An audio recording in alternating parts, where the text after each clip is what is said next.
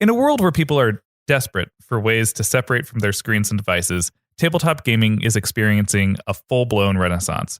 Thanks to Gamebox Monthly, people everywhere are learning that tabletop games are a great way to reconnect with the analog world and rediscover their original social network. Gamebox Monthly sends a new awesome indie tabletop game right to your door every month. There are multiple subscriptions to choose from, and you can personalize them to fit your lifestyle. Also, you're guaranteed to never get a title you already have, letting you focus on what matters most, having great times with great people. So visit GameboxMonthly.com now and use promo code DRAGON. That's GameboxMonthly.com. Rediscover social.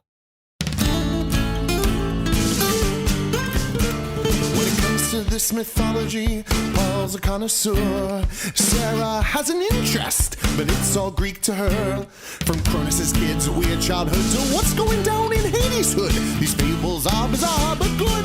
It's myth understood. Well, hello. It's a beautiful day in Burbank, California. We are It's rainy and shitty outside. What are you talking about? If one looks at the Burbank hills, they will see rolling dark clouds, similar to the clouds that Medea ascended into the heavens with. Per our last episode, She should have gone straight to hell. You think she should have? You were on her team for such a long time, and now you're making that face. Everyone's a psycho. Everyone's a psycho except for your dad, Bob Bianchi, who's here today. Oh, Again. Hello, Yes. Dad. Oh, hi. Yes, I'm over right you here. you deserve to ascend to heaven and not go straight to hell like everyone else. But not for a very long time. Well, no, not immediately. By the end of this podcast. Yeah, perhaps a golden dragon wagon chariot could take me up. Aw. Yes. Well, my father is back for another episode, and I'm really happy to have you back. If you didn't listen to the episode that my dad was on before, do it. And my dad was the person who introduced me to all the Greek myths that I know and love today. Filled your head full of lies. I mean, yes, myths are often lies. So yes. Today we're going to be talking about 3 men. Okay, I'm on board. Yeah, and it's sort of a. Last time I was like, let's tackle this very difficult epic to try to cram in all into one episode. And today, let's just talk about 3 little myths about three little men who are just Ooh, doing 3 their little thing. men? Little ones. Little Well, cuties? little cuties. Okay. The first one we're going to talk about was originally brought up back when we were getting started with this podcast. We were doing commercials to advertise other podcasts on the network, and I talked to Matt Kessler, and Matt Kessler is host of Too Many Records because he owns Too Many Records, and he brought up and felt like he needed to be patted on the back because he brought up Sisyphus as he was talking to me. Are you shitting on Matt Kessler right now? No, it was maybe. It was just funny. He looked pleased as punch, as he would put it, about bringing up Sisyphus, like much like Sisyphus rolling the boulder up the hill. And I was like, go on, tell me more. So I thought we would begin by talking about Sisyphus, who I believe is a fan favorite of Greek mythology. And Sarah, are you familiar with Sisyphus? Oh, yeah, I know all about him. He rolled a boulder up a hill. And anything more? Well, eventually, I think it flattened him out like a cartoon. It likely did numerous times. Dad, you're familiar with Sisyphus. No, I have to say that I don't remember Sisyphus, but he has one of the best names in Greek mythology. Yeah, ever. you can cure it with penicillin. Yeah, that's true. I also think that as a kid, when he was bullied, people called him Sissy Face. Oh, that's all. That's all. Well, you did it mid my coffee chug. Do you think that deserved a spit take? Because I will ruin this sound equipment. Okay. I will do it for you. Please spit hot coffee at the microphone right now. So Sisyphus was the king of Corinth, and he was also the founder of Corinth. You shock and awe. Well, it's only because I was recently in Corinth, Mississippi. Okay. Ooh, did he found that too? He did find that too. Well, actually, I'm not quite sure if he found that too, but on a travel through the town, I could find no one to know why the town was called Corinth, because I thought, obviously, with the great historical Greek name like Corinth, Yeah. there's got to be some really profound way that this town got its name. But it is known for one of the biggest catfish fries. Now in we're America. talking. Oh, battered in Corinth. Yeah. Yeah, yeah. That was the Keep pun. swinging, Paul. Keep That swinging. was the pun I didn't have at the tourist bureau. Yeah. Oh, good. So he was the first king, and he also helped the city become a commercial hub. But unfortunately, even though he was a successful king, he was also known as being a sly and deceitful person. On numerous occasions, he violated the Xenia. Okay. And I just did air quotes for the Xenia. And this has nothing to do with Xena, warrior princess. This is Xenia. And the Xenia is something that, if you've read the Bible, you're probably familiar with this being an important thing to do. It's when a wanderer comes into your town, you are supposed to be a good host to whoever shows up at your doorstep.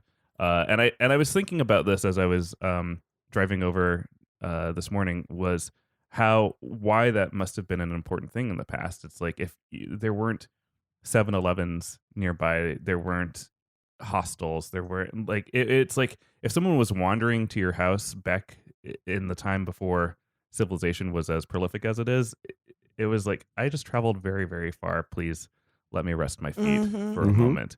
So that was really important, but Sisyphus said, nope, that's not a thing that I'm going to do. If you show up at my doorstep, I'm going to turn you right away. I get it. Yeah. The other thing that Sisyphus did was that he infuriated Zeus. Well, here we go. What woman did he have sex with that Zeus was trying to stick it in? Well, he actually did something. It's funny to have him introduced as sly and deceitful when you consider this is basically what happened. Zeus was trying to have sex with Aegina, who was... Just one Gina? Not the two. Not the two. Okay. Just Aegina. And she was the daughter of the river god Sisyphus. And you love these names today. Yes, they're so stupid. And Zeus couldn't get his hands on Aegina. Oh And God, that's never been a problem for him. and so he devises a way to kidnap her. And he sneaks down in the night and kidnaps Aegina. And Sisyphus was up that night, and he just looks out his window and sees Zeus kidnap Aegina. And so I can't with that name. So It's got to be a Gina, right? You know, I did say Aegina at first, but I'm having so much fun saying Aegina that we're just going to go with that. So he snags Aegina. He snags Aegina, and the river Sisyphus, river gods were not only gods of the river, but they're also the embodiments of the river. So the river started flowing all crazy through the town because he was looking for his daughter. He was flowing around like, where'd my daughter go? And so Sisyphus came up to Sisyphus, and he was like, psst, Sisyphus, hey, river, is this your ear or is this your foot? Get off me. That's my eye. Oh, sorry. Why are you standing in my eye? I'm kneeling in the river right now. And which is also you, sorry. But I thought you'd forgive me because I know where your daughter is, or at least who your daughter is with. Hold up. Your daughter, Aegina, she is with Zeus. I saw Zeus kidnap her. What? So go up. I don't know if a river can go up to Mount Olympus. Yeah, I don't but think I can do that. you know, but you're a god. You're connected. Talk to your sources and get your daughter back. I'm just gonna blast him on Twitter. Okay, blast him on Twitter. Or go with the flow. Oh, okay. So, because he told Sisyphus this, Sisyphus got his daughter back, and Sisyphus created a very fresh, delightful spring to flow through Corinth that helped the entire city and the people. So Y'all can drink me now. So he incurred the wrath of Zeus while doing this, but if we're going with his previous description as sly and deceitful, so far he's just like sort of a dick for not letting people into his house who have been traveling a great distance. So far, he's just like, I don't know. He's this is the most level-headed person you've talked to me about ever. Do I want some rando stranger when I know that there's all kinds of murderous, treacherous people in Greek mythology? Do I want them to come in my house? I don't. No. I'm sorry. Yeah. And yeah, Zeus, enough is enough. You've had so many Ginas. Why do you need this Gina? Well, he would not let it fly. Zeus then ran down to the underworld and knocked on the door. Thanatos! Yes. You're right behind me. Well, it's awfully loud knock. I'm just doing some puzzles here. So you're Thanatos does puzzles when he's not killing people. well, I need something to help clear my mind. Mhm. Every time I do have to, kill, I have to pause, Mhm. refresh, and clear once again. So, what can I do for you? Well, you're god of death. Say more. Uh-huh. And I would like you to do your godly duties and go kill a very particular person. Come on. I'm really not, and I'm not out for hire. All right, here. today. I'll finish your puzzle for you. No, honey. What? who are you? I'm his wife. This is our Sunday night tradition. I know we were working on this. Oh, you're together. Thanatos' wife. Yes. I didn't know if you were supposed to be Hera or if you were. It's very dark in here. We're in the underworld. Oh, so all shrill women sound alike? I like to keep the lights down low. Also, it saves. Yeah. Well, this Makes is why the puzzling harder. I've noticed. We do it with our hands. Listen, I'm your boss. I need you to kill Sisyphus. All right. Go get your chain him in Tartarus. Just make his suffering awful. Okay, I'm on it. I understand. Little pressure is Sunday, please. But okay. All right, great. So Thanatos goes up and does as he does. Thanatos is like he's on a horse, and Thanatos. We haven't talked much about him, but he is very much the personification of death. He is when you look at a tarot card and you see the death card and there's like the skeleton with the scythe. He's all part of that like long lineage of Grim Reaper lore. And sometimes when this myth is told, this is actually Hades going and doing this, but I like it with Thanatos because come on, it's Thanatos' job to be the god of death. Why can't Zeus just do it himself? Just you're electrocuted. Bye. I mean, a great leader is great at figuring out sending the best person for the job. Got somebody to do it, and he's back on Tinder. Yep. So Thanatos shows up at Sisyphus' house. Sisyphus gets a knock at his door. Hello. Is this the house of Sisyphus? Oh God! Oh my God! You recognize me? Yeah, your face is a skull. I know you.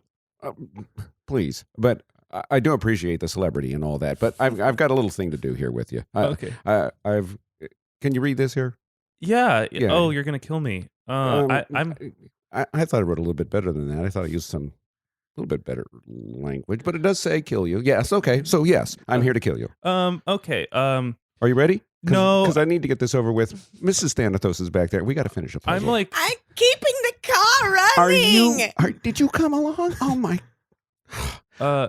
Sometimes when you ride a horse, you don't really know that someone's on the back of you, and that is not the horse's hoof. It's the woman sitting behind you. Ask him if I can use his bathroom. All right. Yeah, she can use the bathroom. While you're doing that, I've noticed that you're also carrying chains on you. You're gonna chain me up in Tartarus. That's the plan. True. Yeah. It's not that I'm anticipating snow. You're funny. Can you do me a favor though, because I have very, very sensitive skin, and I'm worried about chafing. Can you just show me that the chains work? Maybe on yourself. Will that help? Because yeah. Will that speed this along if I do that? If you put the chains on your own wrist. Just do it. I'm starving. All right, here. This is how it works. You slip this in. You slip this here. You Slip that- fool. So Wait, did he really do it because he said I have sensitive skin? um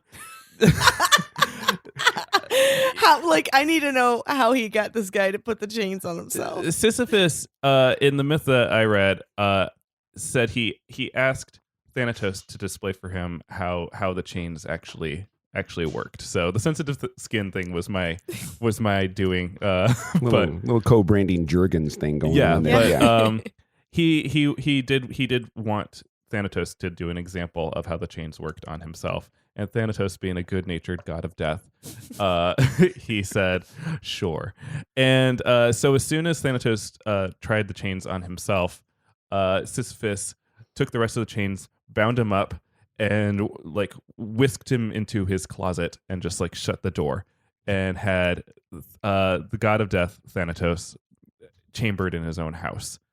And this caused a lot of problems because there were, Greece was a place of peace and prosperity, but it was also a place of war and hardship. And so all of a sudden, people in the middle of battle would be fighting each other. You'd stab someone through the chest, and Thanatos wasn't there to make sure that they died. So people were fine. No one was dying anymore. People who were sick and on their deathbed begging for mercy, like, please let my suffering end, were just suffering. They couldn't die without Thanatos. And his wife still has to pee. And his wife still has to pee. So because this was such a big deal, basically all the gods showed up on on Sisyphus's doorstep. Knock, knock, knock, knock, knock. Hey! Oh, whoa! Look, you're all here. Yo. Oh, yeah, it's really early. Man. Oh, hey, Athena. Oh, God. Okay, and let's get this shit going. What seems to be the problem? Cough him up. Yeah, where's that? Where's Thanatos? I'm going nutty out here. Is that you, Hestia? It is. Thank you again for recognizing. But I have my name badge on. That's why. Well, you're also you're. I mean, you look worn. Sorry, that's not a nice thing to say. No, That's accurate. I got to put up with Stu. Listen. Okay, you can have. If you have Thanatos back, will you promise not to just like have him kill me like as soon as I free him? Yeah, whatever. Yeah, little confab here. You think? I don't give a shit what happens. I just want to go home. Okay, we talked it over. Okay, all right. Sure. I'll free Thanatos so as not to incur all of your wrath. I'm sure it's nice that they sent Hestia, goddess of the hearth, and Athena, drunken goddess. With that, you guys are just standing here at my door, and yeah. I'm the god of something. You're a goddess of war and wisdom. Okay. I know that. I thought all it right. was something else. So he frees Thanatos, and Thanatos then turns around and is like, okay, yeah, but I need to finish my job. I need to take you to Tartarus. It is your time to die. You've kept me chained up for like 3 months, and now I have to not only kill you, but I have to go around and like kill all the people who need to die now. And imagine that too. You went to war. Some guy stabbed you in the stomach and pulled out all of your entrails, and then you just like walked home, and you were just like, all right, this is my life now.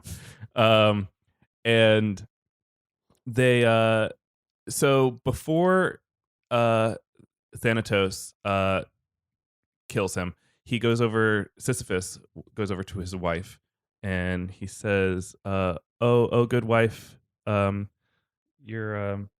have a name. Your name is wow, what is it?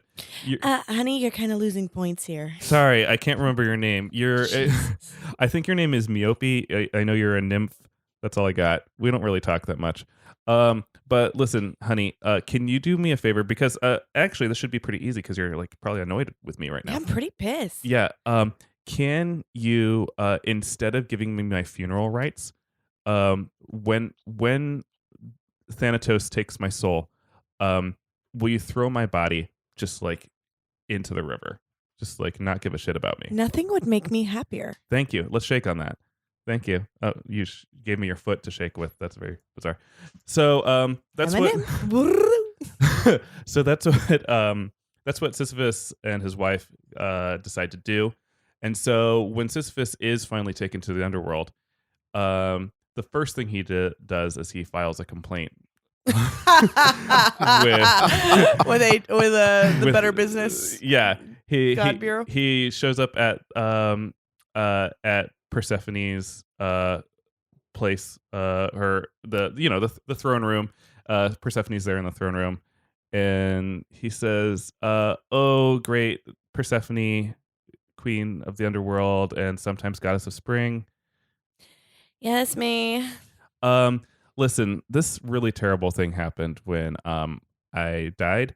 My wife didn't actually dispose of my body in a way that we Grecians do, and we don't. And also, it gives your business money. They put a coin under my tongue or over my eyes, depending on the area. Like, she just didn't do any of it right. That's horrible, right? I mean, I was like a child bride forced into being in hell half the year. Uh-huh. That's pretty bad. That's pretty bad, yeah. So I'm sorry about your little like gold coin thing. But but you are outraged about this. I'm super mad. Yeah. You can see me seething. Yeah, you downplayed it at first, but you're totally angry about this.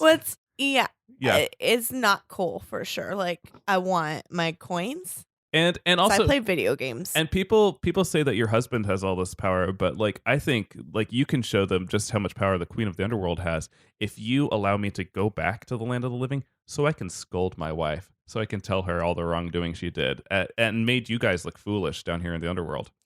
If there's one thing I don't like, it's shitty spouses, and you and I are basically twins. Yeah, we're twinsies. Hashtag twinsies. Hashtag twinsies. Yeah. All right. So thanks. Get gone, cutie. All right. So Persephone allows Sisyphus to return to the land of the living in order to go and scold his wife for the thing that he told her to do. So he does do this. He returns to the land of the living. He's like, "Nymph wife, it's I'm Sisyphus. Hey, our plan worked, but I have to do this because gods are always watching. You are so bad. Thank you. You are so bad. Thank you for getting me back to being alive. I hate you." I'm getting confused. I'm whispering. Confused and aroused all at once. Yeah, so because she's confused and aroused, they have sex, and they probably do it like on like the altar of the gods. Like, he feels like he's sort of run the gods ragged at this point. Like, he kidnapped the god of death and kept himself from dying, and now he cheated the queen of the underworld and made himself return to the land of the living. And at this, Hermes, the messenger god, springs into action.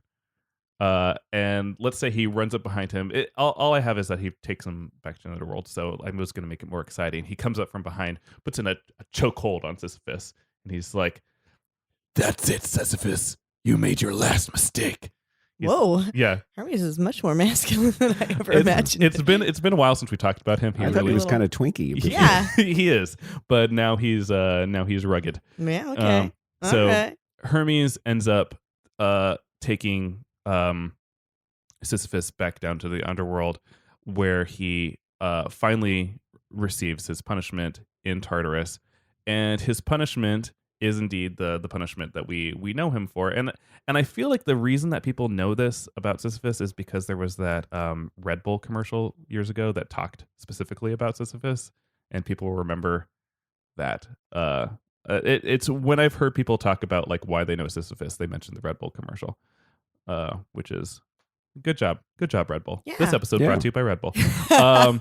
And so his punishment is That's how I learned about the U.S. Constitution. he has to really Red Bull. Oh, good job.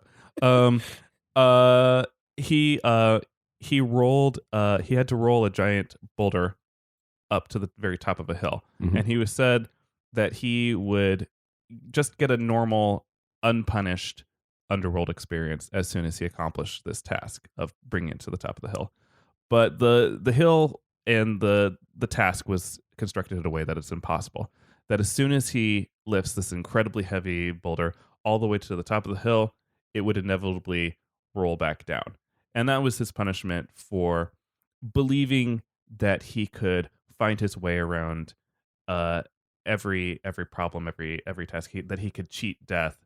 And it's like, no, some things are impossible to overcome, and you must learn this lesson over and over and over again here in the underworld for the rest of your days.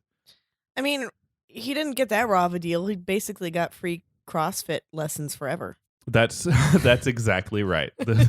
That's what happens. So that's the story of Sisyphus. Another beautiful bummer. Another beautiful bummer. Would it surprise you to know that our last myth today has a happy ending? I would be shocked. You'd be shocked. I would fly out this window. There'd be a giant Kool-Aid man. Red Bull would give you wings to fly Red out the Bull window. would give me wings. Well, but first, before we do that, we're going to have to suffer through another myth with a bummer ending. And this is the myth of Midas. Now, Midas touch. Yeah, the Midas touch. Yeah. What do you know about Midas? Like he's a little gold boy. He's a little gold boy? Yeah, he got greedy. And Dad, you know about Midas. I do know about Midas. Yeah, it's one of those fables that Aesop enjoyed telling and has been retold over the years because it's that be careful what you wish for. Be careful what you wish for. Be careful what you wish for thing. So King Midas was a ruler of the country Phrygia, which was in Asia Minor or modern day Turkey. He lived in a great castle, and he shared his life of abundance with his beautiful daughter that he loved very much. But not too much. Not too much. Okay. No. I mean, it was ancient Greece, so maybe. Yuck.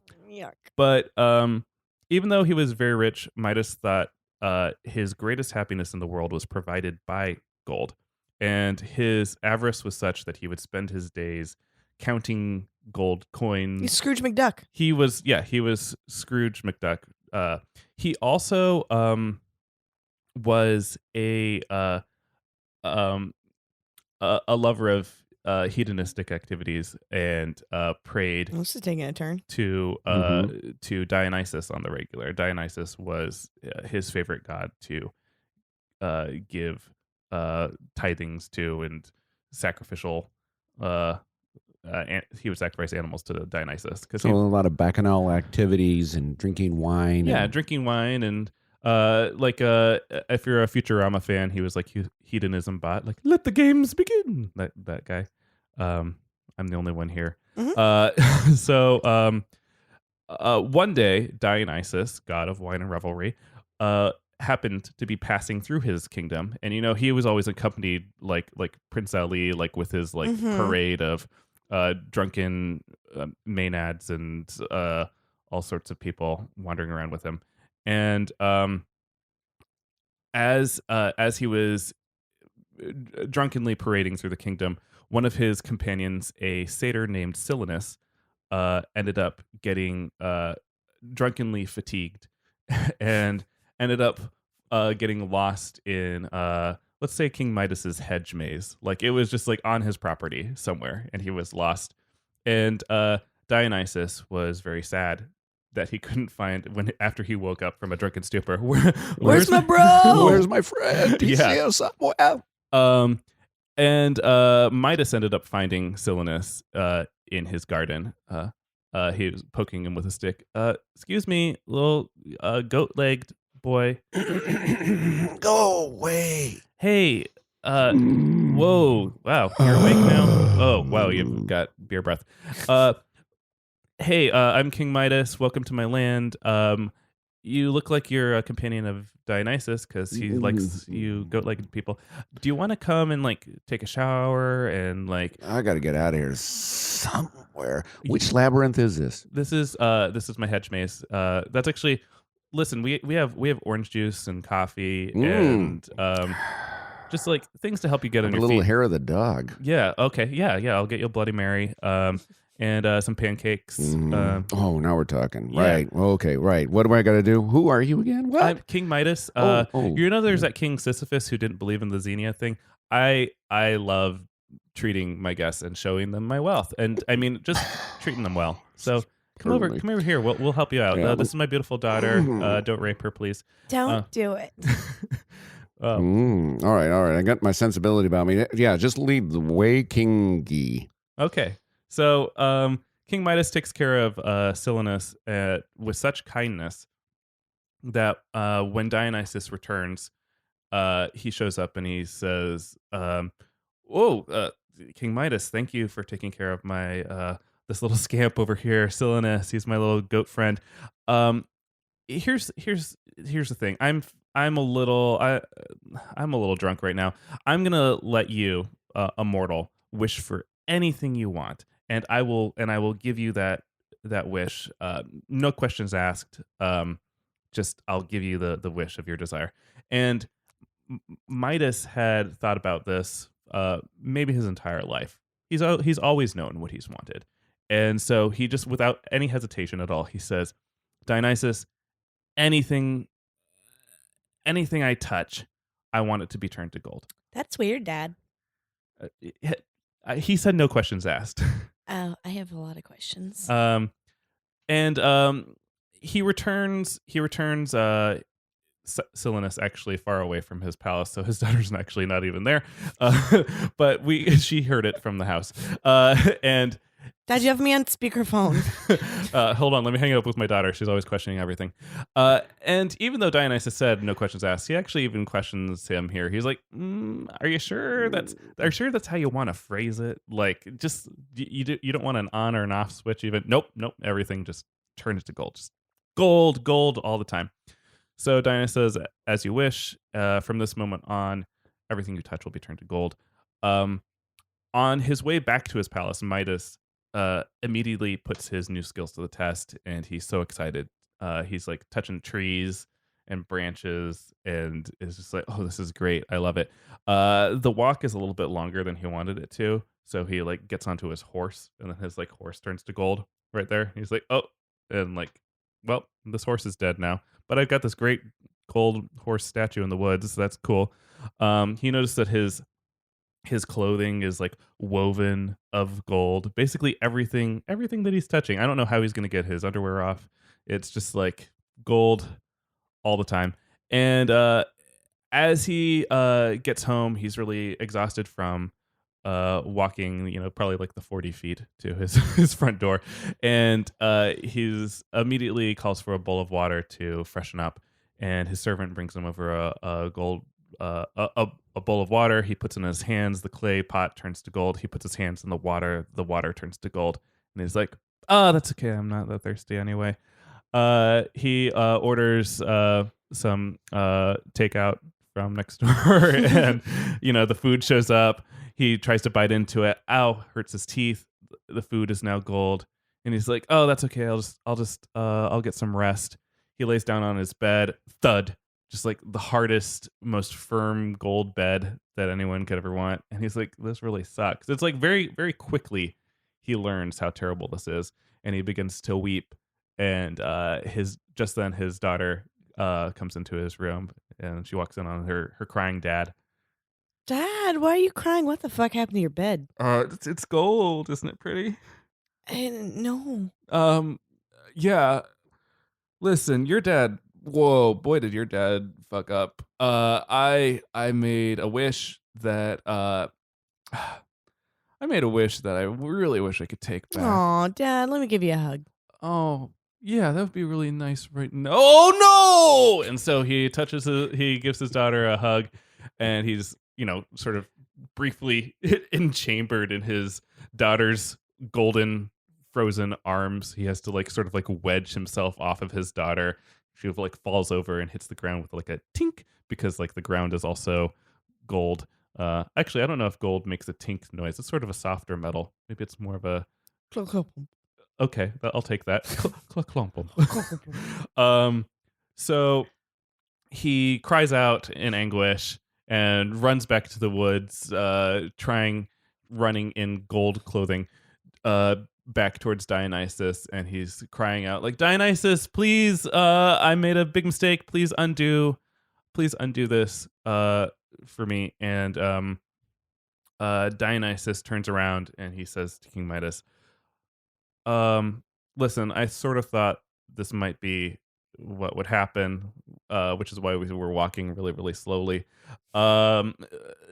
Here's the thing. If you go to the river Pactolus and just like bathe in it and wash your hands, your golden touch will go away. Does that sound good, King Midas? And King Midas is like, yeah, I'll do that. So he goes to the banks of the river, washes his hands, and his golden touch is gone forever.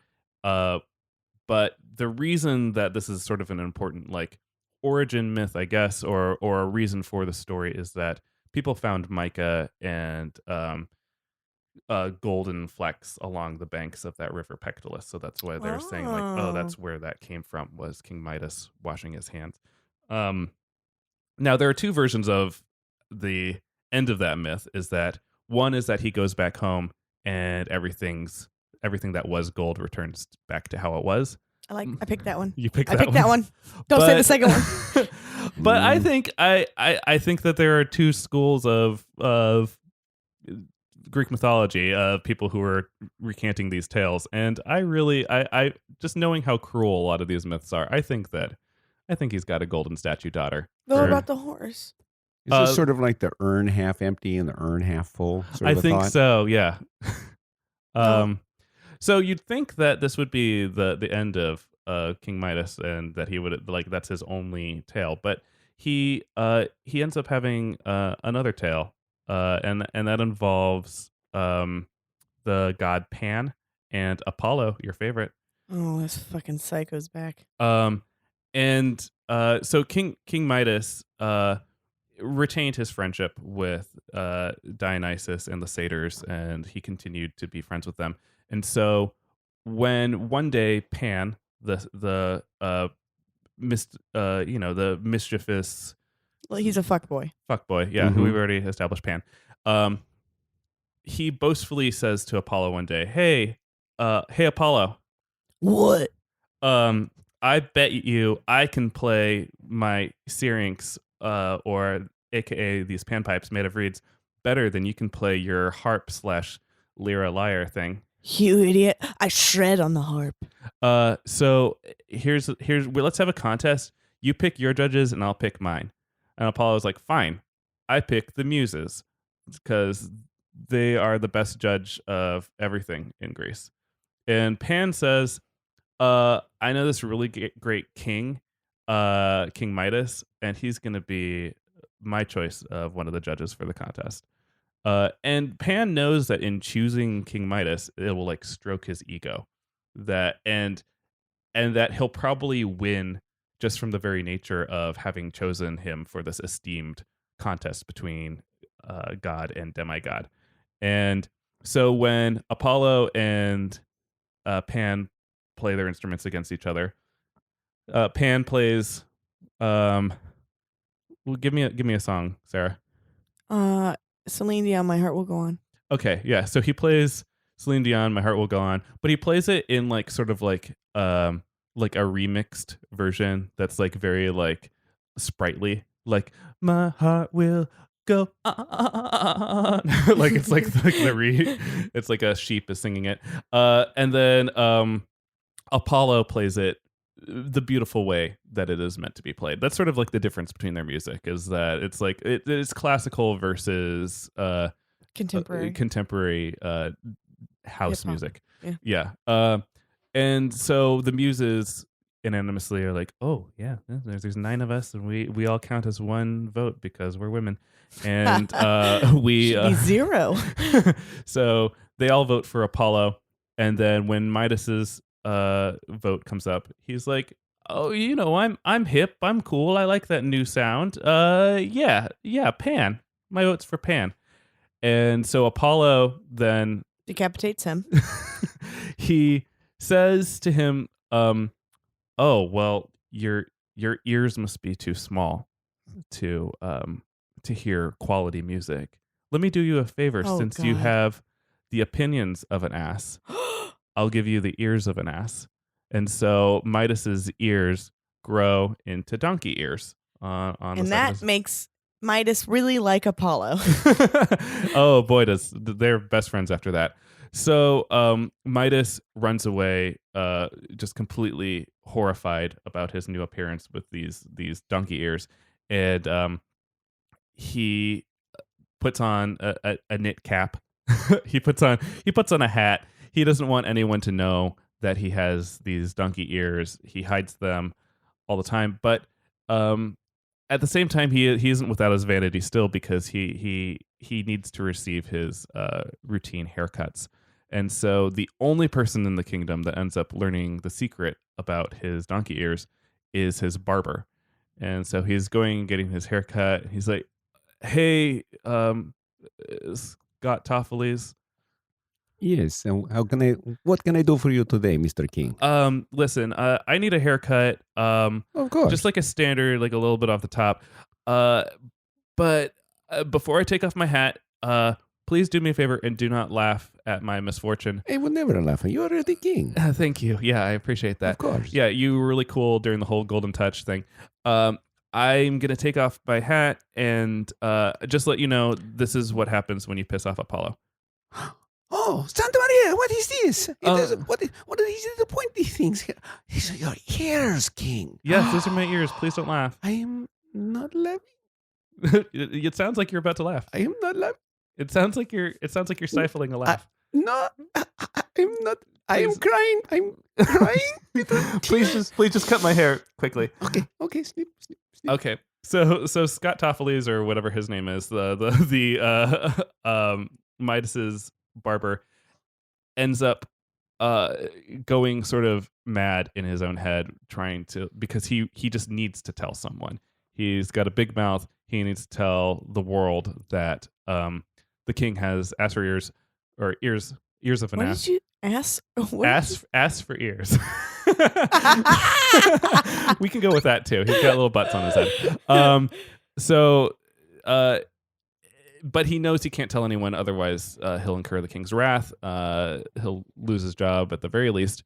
So he starts a blog. So he instead, before there were blogs, he ends up running deep into the woods because he needs to tell someone. And he digs. What a fucking gossip queen. He digs a hole in the ground, and he shouts into the hole in the ground, "The king has the ears of an ass," and then he buries it. What in? Oh my god, this guy's outrageous. And I hope he becomes the ruler of Olympus. because it's magical ancient Greece. In that spot where he dug up the Well, I ground, just told Gaia for sure. reeds sprout up from the earth, and where those reeds are growing, anytime the wind blows through them, the wind and going through the reeds makes the sound of "the king has the ears of an ass," just like every time it passes through. And the reeds sort of like spread. Reeds are like bamboo, like they just like start sprouting up in a line, and eventually, like every time like Midas would go to sleep, he would hear like the wind through the reeds. "The king has the ears of an ass." So This is one of the more insane stories you've ever told. so that's the story of Midas. That's it? Yeah. I mean, he goes on and rules, and people still like him, but he's just sort of tortured by that the rest of his life, and his maybe golden statue of a daughter that's in his house. So, As long as the horse got turned back, I'm cool. Yeah. Not as tragic as you led us to believe. well, it's I mean, it's pretty sad. If I touched you and you turned to gold, I would sell you, but I'd be very sad. I'd sell you. And it'd be like at one of those cash for gold places. They'd be like, $5. Not worth as much as we've been told. The very last of our tales was actually inspired to be told by a woman who follows on Instagram, GeorgiaC.art. I can only assume that her name is Georgia and C is maybe her last name, but I could be wrong about this. She is a graphic, like graphite and watercolor artist based Ooh. out of Australia. Ooh. And she has an Etsy store. So if you If that sounds like a cup of tea to you, you can check her out. If that sounds like a cup of tea, If it sounds like your cup of tea, and it sounds drink it. She brought up the story of Iphis and Ianthe, and I said, sure, yes, I will talk about this next time I feel like it fits. And so this is the story of Iphis and Ianthe. In the Phaistos region of Crete, there lived a ruling lord named Ligdus. You've hit your limit of these wacky words. names. Yes. And his wife, Nope. Telethusa. Telethusa. You're gonna be charged an overage fee. Telethusa was pregnant and she was close to giving birth. And as the birth of her child approached, She changed her mind. Ligdus came to her bedchamber, and he's like, "Oh, my beautiful wife, you're glowing." Yeah. About to bust out a human. Okay. What are you doing? I'm here to give you my 2 wishes. Where's my ice cream I sent you out for? Here's your ice cream. Here, my wish for you, my beautiful wife, is that first, this birth that you were about to have will give you no pain at all. Yeah, I wish that too. Secondly, It's nice you as an outsider can wish that for me. I'm outsider. I'm your husband. Secondly, my wish is that this child is a boy. Gee. For if this child is not a boy, I will put this child to death. What? Whoa. It's a little late in the game for this talk. Just letting you know. If it's not a boy, I'm going to kill it. If it's not a boy, it's a girl. Yeah, if basically, yeah. If it comes out without a penis, I think we should have had this talk before I got in this situation. Well, I'm giving you my nice wishes and your ice cream, so please settle down. Give me the ice cream and get the fuck out of my room. So, after he tells her this, he leaves her room. It's a very like cinematic moment because like we see him outside the door and we see her on the other side of the door, and both of them are weeping. What? That's part of the story is that they both cry after. He's mentally ill. Crying herself to sleep, Telesitha dreams, and she dreams of Isis. And this is sort of an interesting myth because, Dad, if you remember when we were in Greece, we went to Delos, and on Delos they talked about how they worshipped. There were all different sorts of people there, Right. and there was actually a temple to Isis there on Delos, and we don't think about Egyptian gods and goddesses interacting with the Greek pantheon, but there was significant crossover, and so the idea that Telesitha I really have trouble with that name. It's TELETHUSA. Why? USA. Telethusa. You tell her. I will. So she dreams of Isis, and Isis was the goddess of maternity, and I thought somebody else had that job. on the Greek pantheon, yes, but this is an Egyptian goddess. Egyptian goddess. We in Egypt right now? No, we're in Crete. But there were people who worshipped Egyptian gods on Crete and throughout the Mediterranean as well. Oh, okay. And so when Isis says, and this is according to Ovid, and you know Ovid's always into the weird metamorphosizing stories, and Ovid's version of Isis says, "Oh, you who belong to me, forget your heavy cares and do not obey your husband.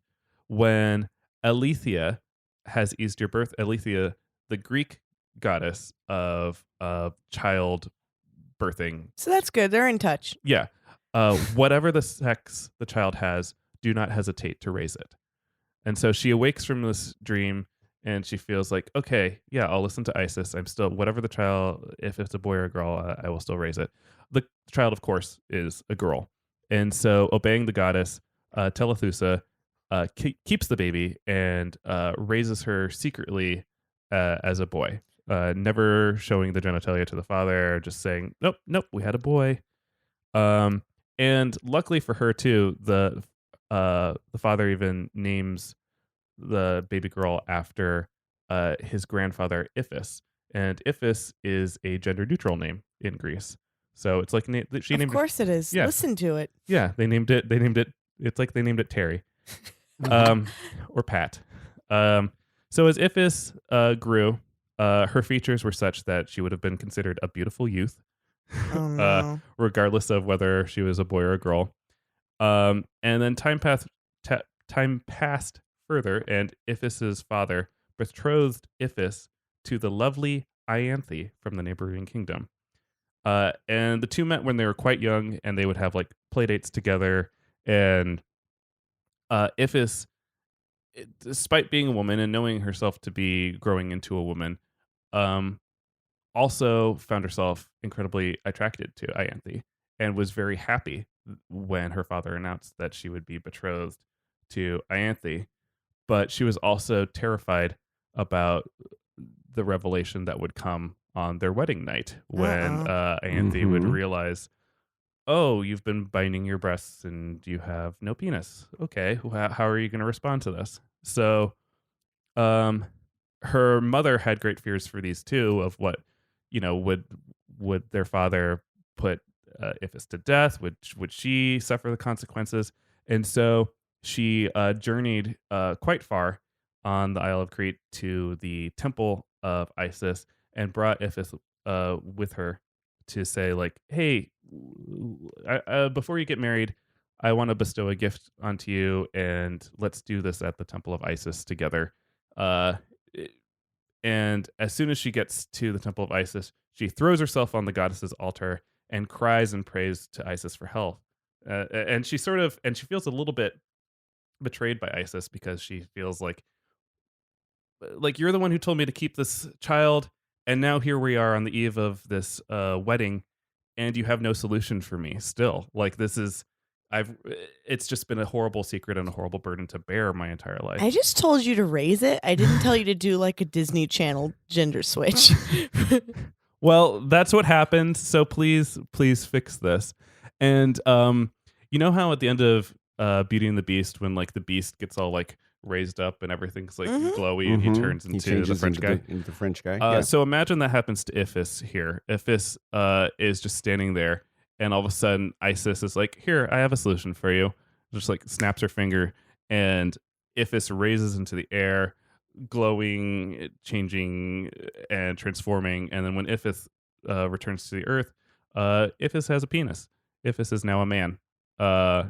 And Iphis could not be more thrilled because, I think that's sort of as progressive as a story can get in ancient Greece, is that it's like, all right, here you go. Here, you wanted to be a man, here's a man. Or I don't even think that was part of the story even, was like, do you want to be a man? It was more like, this is the only way that you are going to be able to be with Ianthe. Is the solution. Yeah. And now call me Brad. Yeah, now call me. But Iphis is gender neutral. No, Brad. So Iphis returns to get married to Ianthe, and the two of them live happily ever after. That's that story. It's just the story of the metamorphosis of asking you shall receive with the gods, and the metamorphosis of a woman to a man. And that's Beautiful. it. Yeah. It is, and a very modern sounding story. Is it? For all the other stuff that we talk about, wear these chains. Oh, let me go down and trick Persephone. Yeah. But here you've got this sort of story about identity and wishes and change and suppression, then release and freedom. Yeah. Not a bad thing. And it's not like there was another character from an earlier episode that we talked about a woman who wished to be a man because she wanted to be a warrior. And so the God turned her into a man, and then and also gave her invulnerability. And then centaurs dropped a bunch of trees on her, and then she got turned into a bird and flew away. Everyone's a bird. Yeah. In the end, everyone's a bird. But like that, there's that story, which is like a little bit more. It's Wackadoodle. Yeah, it's more wackadoodle. Whereas this seems, I don't know. This one's also wacky, but it's much more contained in its. And does anything happen after that? That's sort of the this is a story that's included in Ovid's collection of of myths that he called metamorphoses, and it's all about it's all like brief myths about changing. Yeah, and but I transforming. want episode 2. I want to know what happens after this couple gets together, and then what did happen? He wants to see the act? CW show. Yeah. Oh, yeah. the CW show. I thought you were saying the I guess I sexy know. part. Apparently, he wants the The HBO. HBO version. Yeah, I think that Well, this, that's kind of nerve wracking, getting like a real penis and then having to use it for the first time on your wedding night. That's, aren't you supposed to have that? See, now this is have exactly that where to, the like- episode needs to go. This is Yeah. exactly right. Like, what do I do with this new equipment? Yeah. Everything was all You're contained. supposed to be able to whack it around for 5 years before you use it, right? I don't I don't know. There Sarah. is a Greek god in charge of that, I think. Yeah. Oh, there's gotta be. I mean, and yes, and I also wanted to know what Hermaphrodite would have to say about this whole tale. Ooh. It's like, why can't you have both? I do. Yeah. But yeah, so that's the tale of Iphis and Ianthe. So thank you, Georgia, for that suggestion. And George. and that sort of wraps up this episode about 3 men. 2 men and 1 that becomes a man. Good job. I'm surrounded by 3 men right now. You are. And 1 man cat. And 1 man cat. Mhm. Coming this fall to the CW. Iphis, you're beautiful naked. Look at that penis.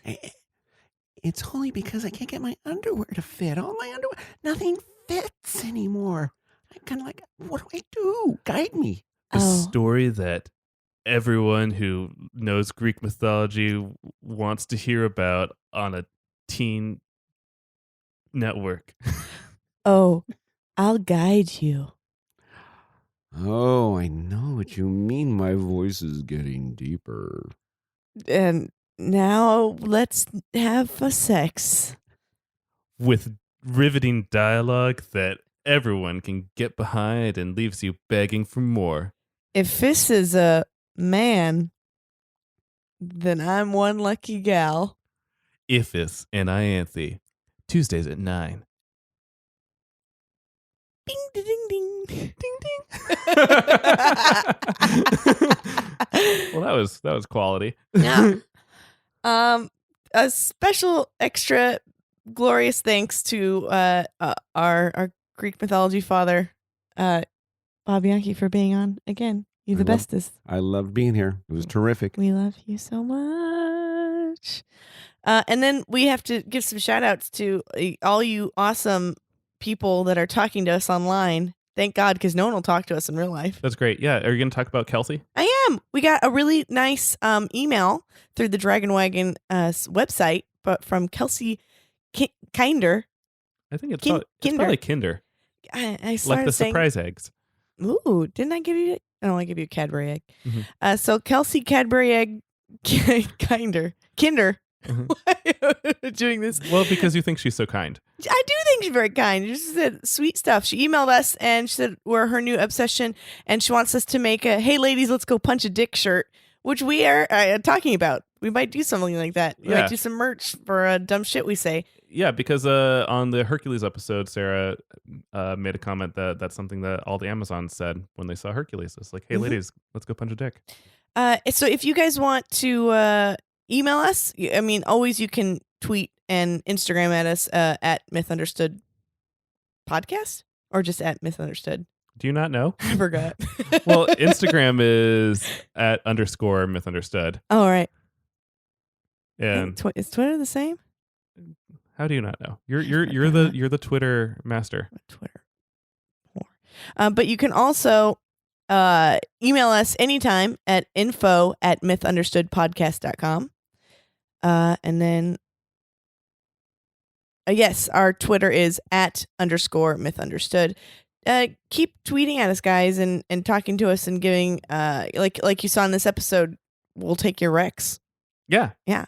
If you want to support this and other great podcasts on an independent network, be sure to follow @itsdragonwagon on all social media, and show your support for Dragon Wagon by going to dragonwagonradio.com/ /donate. This is a way to help us live. Well, not us personally. Well, not us personally. The network. The network, yes. And then, guys, please keep not only talking to us, but rating and reviewing us. It makes us pop up higher on iTunes. And we love you so much. Smoochy, smoochy. Smoochy, smoochy.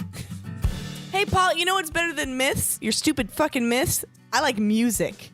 That was really hurtful, but that's okay because we have Zen Zenith here. Hey guys, Hey, you little cutie pie. You sang our theme song. I did. Every episode, I sing along to you finishing the note. I know it's weird because you don't even notice that I'm sat right behind you while that's happening. It's weird that you guys finished together. Oh. So let's hear about your podcast you got on this network, you little sweetie honey. Okay, it's called The House Show Show, and it's a music podcast where we have artists who come on and they play a little concert, and then I talk a little talk with them, and then we do a little Q&A with the audience, and it's really, really fun. So where can I find this marvelous podcast that's on the same network as us? It is at thehouseshowshow.com or on Stitcher or iTunes or wherever good podcasts are sold.